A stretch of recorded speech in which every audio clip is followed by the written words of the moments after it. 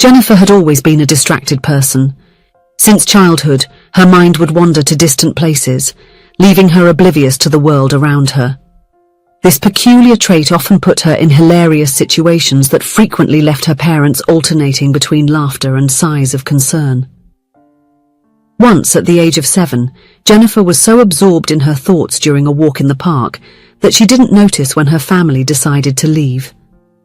When she finally woke up, she found herself alone, sitting on a swing, animatedly conversing with a squirrel about her imaginary adventures.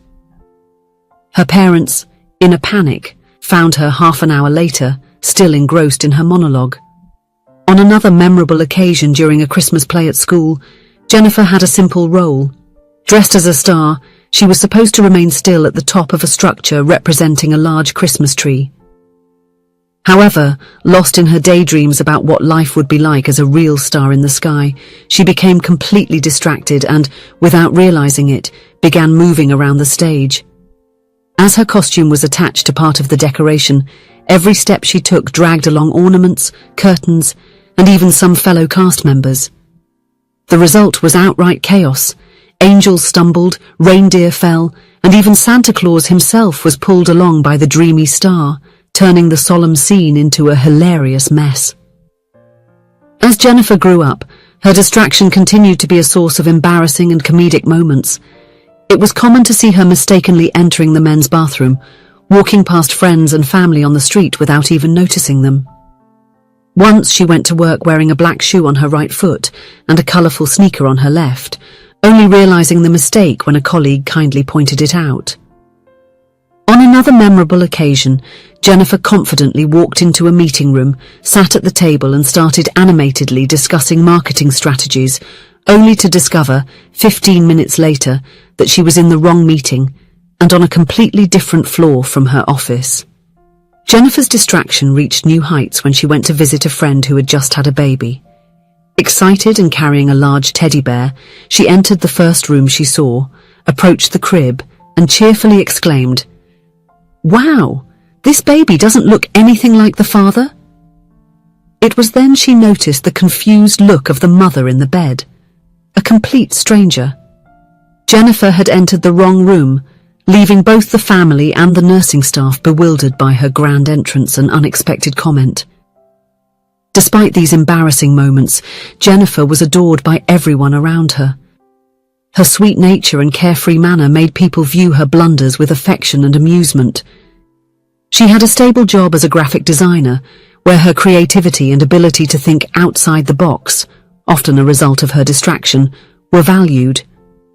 It was in this context of a life full of small involuntary adventures that Jennifer received an invitation that would change her life. Her longtime friend Melissa had moved into a new house and was planning a double celebration, a birthday celebration and a housewarming party. The chosen theme was spring, and all the guests were to wear colourful clothes to celebrate. Jennifer was excited about the idea. She had the perfect dress for the occasion, a floral model with an explosion of bright and cheerful colours that seemed to have been made especially for this event. To make her participation even more festive, she decided she would bring not only the cake for the party, but also a large bouquet of colourful balloons. On the day of the party, Jennifer dressed with care. Her dress was a spectacle of flowers and colours, complemented by vibrant pink shoes and equally flashy accessories. She looked at herself in the mirror, satisfied with the result. "Melissa is going to love it," she thought, imagining her friend's joyful reaction. With the cake carefully placed on the passenger seat and the balloons occupying almost the entire back space of the car, Jennifer set off towards Melissa's new house. It was her first time going there, and the neighbourhood streets were unfamiliar to her. After a few turns and consultations with the GPS, she finally spotted a house with several cars parked in front and a considerable movement of people. "Finally arrived!" she exclaimed to herself, relieved that she wasn't as late as she feared. She quickly parked, grabbed the cake with one hand and the balloons with the other, and hurriedly walked toward the house entrance. She was so focused on not dropping anything that she barely looked around. Pushing the slightly open door with her shoulder, Jennifer entered the house, cheerfully shouting, "Congratulations! I brought the cake!" Her broad smile and lively voice echoed through the room, but they were met with a deathly silence. It was then that Jennifer finally looked around, and the reality hit her like a bucket of cold water. The atmosphere was not festive as she had expected. On the contrary, it was engulfed in a grim and heavy mood. The people, all dressed in black, stared at her with expressions ranging from shock to indignation. Jennifer felt the blood drain from her face. Her body froze, and she stood there, frozen at the entrance, holding a colourful cake and a bouquet of balloons, grotesquely contrasting with the sombre atmosphere of the place. The truth was inescapable. She had entered the wrong house and was in the middle of a wake. "I think I've got the wrong house, I'm sorry," she murmured, feeling mortified. She began to slowly back away towards the door, wishing the ground would open up and swallow her right then and there. It was in this moment of profound embarrassment that Jennifer heard a familiar voice calling her name. Turning around, she recognized Kevin, a colleague she occasionally saw in the company hallways. "Kevin?" she asked, her voice barely audible. Kevin approached, a sympathetic smile on his face. "What an entrance you made, Jennifer," he said, with a surprisingly light and amused tone for the situation. "Oh, Kevin, what a shame. I'm sorry about that." "Was he your relative?" Jennifer asked, feeling even more awful for possibly having ruined the funeral of someone close to Kevin. "It's all right," Kevin replied to Jennifer's relief. "He was a great uncle who lived a long and grumpy 98 years. I think everyone would agree that his funeral was livelier than his life." The kindness and the humour in Kevin's voice helped Jennifer relax a bit. She quickly explained that she was on her way to a friend's party and had gotten the address mixed up. Kevin, understanding the situation, pointed out that the house Jennifer was looking for was probably the last one on the street.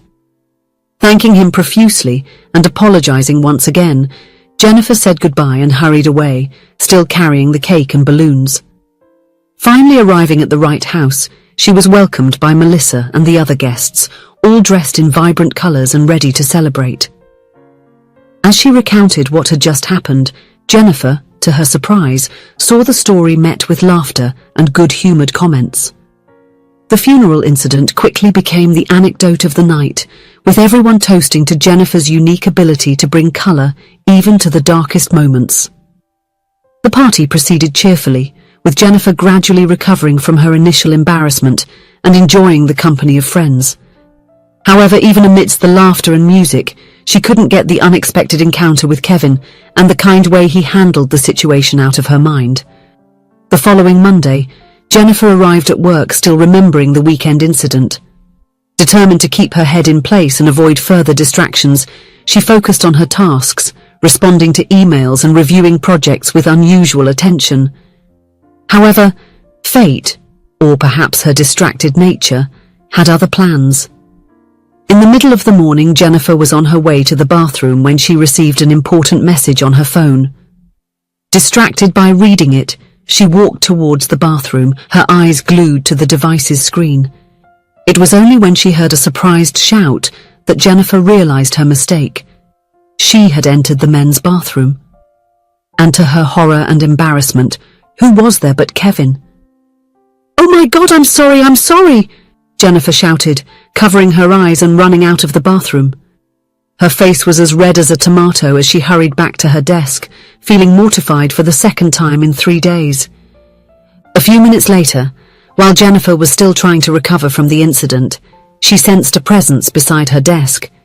It was Kevin, with an amused smile on his face. "First, you crash my uncle's funeral. Now you invade the bathroom while I'm there. I think you're stalking me," he joked, his tone light and friendly. Jennifer felt her face heat up even more. "Oh, Kevin, I don't know what to do. My distraction keeps getting the best of me. I can't apologize enough," she said, hiding her face in her hands. Kevin laughed softly. "How about we have lunch together today? That way you can apologize properly," he suggested, with a twinkle in his eyes that Jennifer couldn't help but notice. Surprised, but pleasantly touched by the invitation, Jennifer accepted. She had always thought Kevin was a nice guy, but never had the opportunity to get closer to him. They agreed to meet at the restaurant across from the building where they worked. At noon, Jennifer went down to the restaurant, determined not to make any more blunders. However, as she entered the establishment, her mind wandered momentarily, and she sat at the table she thought was the right one. It was only when she looked ahead that she realized the man in front of her was not Kevin. Mortified, Jennifer heard a familiar laugh coming from behind. Kevin was sitting at the next table, waving and laughing at yet another instance of her distraction. Blushing, Jennifer apologized to the stranger and joined Kevin, who was still laughing at the situation. "Sorry, I think my distraction is incurable," said Jennifer, sitting down. Kevin smiled fondly. "Don't apologize. Actually, I find your distraction adorable. I've never met anyone as unique and interesting as you, Jennifer." That lunch marked the beginning of something special between Jennifer and Kevin. In the months that followed, they grew closer and closer. Kevin, with his patience and sense of humor, helped Jennifer deal with her distractions in a way she had never experienced before. He began leaving little reminders for her, colorful post-its on her work desk, affectionate messages on her phone, even notes on the refrigerator when they started spending more time at each other's homes.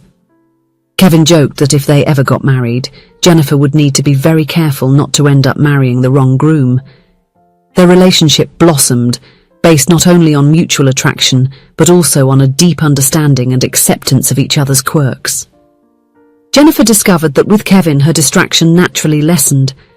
She felt more present, more connected to the world around her. A year after the funeral incident, Kevin proposed to Jennifer. The proposal was made at the same restaurant where they had their first lunch together, with Kevin ensuring that Jennifer sat at the right table this time. On the wedding day, Jennifer was radiant in her white dress, standing in front of the church doors. For a moment, butterflies in her stomach assailed her. "Am I at the right wedding?"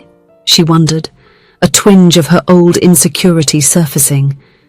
But when the doors opened and she saw Kevin waiting for her at the altar, all nervousness vanished. Her eyes locked onto him, and Jennifer felt a clarity she rarely experienced. With Kevin, she never truly got distracted. Her eyes and her heart always found him, no matter how confusing the world around might seem. As she walked down the aisle, Jennifer reflected on how her distraction, which had so often been a source of embarrassment, ended up leading her to the love of her life. The wrong funeral, the swapped restroom, all the little mishaps that brought them closer. Each moment of distraction now seemed like a necessary step toward this perfect moment. Upon reaching the altar and taking Kevin's hands, Jennifer smiled, feeling completely present and focused. She knew that with him by her side, she would always find her way back, no matter how distracted she might become. And so, in front of friends and family, including some unexpected guests from the fateful funeral, Jennifer and Kevin exchanged their vows. It was the beginning of a new journey, filled with love, laughter, and undoubtedly some memorable distractions along the way. As they exited the church as newlyweds, Jennifer whispered to Kevin, "I think I managed to marry the right groom." Kevin laughed and replied, "And I was lucky enough to marry the most unique and wonderful bride in the world. I can't wait to see what adventure your next distraction will lead us to." If you enjoyed the story, please leave a comment with a rating from 1 to 5 to show how much you liked it. Also, watch the video that is now appearing on your screen. See you soon.